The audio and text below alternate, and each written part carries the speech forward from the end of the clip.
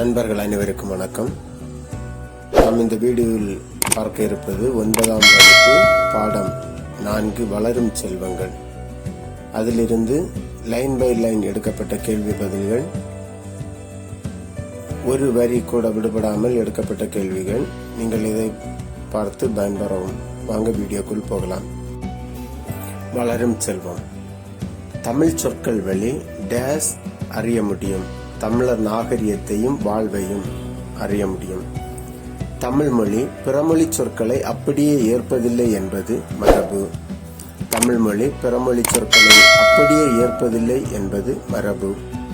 Software மென்பொருள், browser உலவி, graph செதுக்கி, கர்ஷர் AV, சைபர் space இணையவெளி, laptop மடிக்கணினி, சர்வர் விரிவு வலை வழங்கி.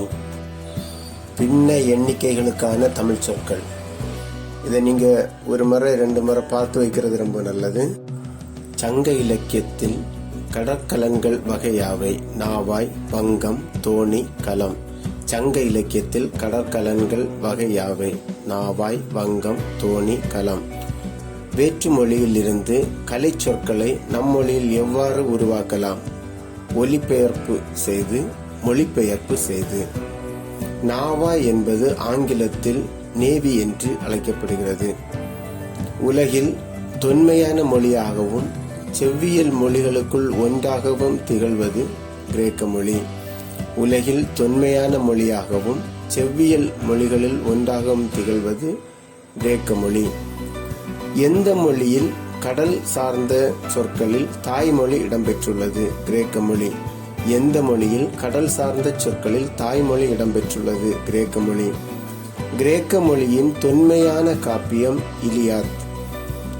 கிரேக்கத்தில் அப்பல்லோ என்னும் கடவுளுக்கு பாடப்படுவது பா என குறிப்பிடப்படுகிறது. கிரேக்கத்தில் அப்பல்லோ என்னும் கடவுளுக்கு பாடப்படுவது பா என குறிப்பிடப்படுகிறது. கலைச்சொற்களை அப்படியே பயன்படுத்தாமல் அவற்றை ஏன் நம் மொழிக்கு மாற்ற வேண்டும்? ஒரு கட்டத்தில் தாய்மொழி சார்ந்த சொற்களின் எண்ணிக்கையை விட வேற்றுமொழி சொற்களின் எண்ணிக்கை மிகுதியாகும். எனவே கலைச்சொற்களை நம் மொழியில் மாற்றுவது மிக அவசியம். வெண்பாவின் ஓசை செப்பல் ஓசை. வெண்பாவின் ஓசை செப்பல் ஓசை. கிரேக்கத்தில் வெண்பா வடிவ பாடல்கள் சாப்போ என்று அழைக்கப்படுகிறது. கிரேக்கத்தில் வெண்பா வடிவ பாடல்கள் சாப்போ என்று அழைக்கப்படுகிறது. சாப்போ என்ற சொல் கிரேக்கத்திலிருந்து லத்தீன் மொழிக்கு வந்து பின் ஆங்கிலத்துக்கு வந்தது. சாப்போ வெண்பா என்ற சொல் ஆங்கிலத்தில் எவ்வாறு அழைக்கப்படுகிறது? இலிகியா. தமிழ் இலக்கணங்கள். இளிவரல் என்பது எதை குறிக்கும்? துன்ப சுவை பாடல்கள். தமிழ் இலக்கணங்கள். இளிவரல் என்பது எதை குறிக்கும்? துன்ப சுவை பாடல்கள். கிரேக்கத்தில் துன்ப சுவையுடைய பாடல்கள் எவ்வாறு குறிப்பிடப்பட்டுள்ளது? இலிகியா. கிரேக்கத்தில் துன்ப சுவையுடைய பாடல்கள் எவ்வாறு குறிப்பிடப்பட்டுள்ளது? இலிகியா. இலியாத் காப்பியம் எந்த நூற்றாண்டை சார்ந்தது? கிமு 8ஆம் நூற்றாண்டு.